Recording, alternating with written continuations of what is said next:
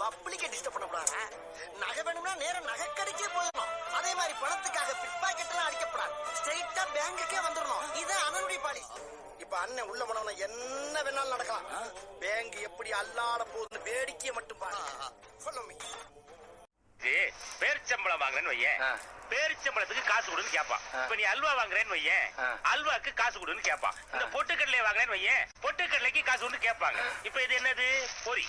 பொரி நீ வாங்குனா பொரிக்கு காசு கொடுன்னு தரடா கேட்பாங்க. கேட்கிறவன் கேனப்பையில இருந்தா கேட்பாங்க. ஹலோ, இதுக்கு மேல ஒரு அடி விழுந்துச்சு என்னடா பண்ணுவ? சேகர் செத்துருவேன். யாருடா சேகர்? வேற யாரு? நான் தான்.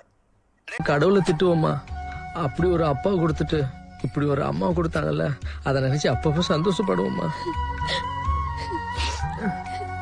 அம்மா, நீ எதுக்குமா அழுவுற? சிவகாமிங்க பார். அவ சொல்லுவா, சாப்பிட வரைக்கும் உன் கூடவே இருப்பேன்னு. அப்ப புரியல, இப்ப புரியுது. இப்ப புரியுது. சாவர வரைக்கும் என் கூடவே இருப்பேன்னு சொன்னால, அது இப்ப புரியுது.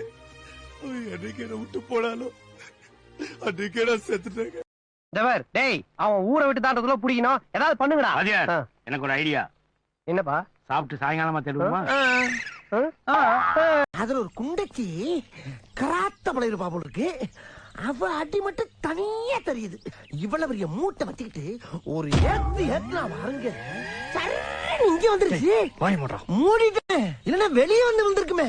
நேரம் காணல நாங்க பதறி நிப்ப, காய்ச்சல் வந்து நாம் படுத்தா காசாயத்தை குடிக்க வச்ச ஏன் புள்ள கலெக்டர் 8 ஊரு சொல்லி. நீ வேணா பாரு, உனக்காக 10,000 தேவதை வருவாங்க. வரட்டு.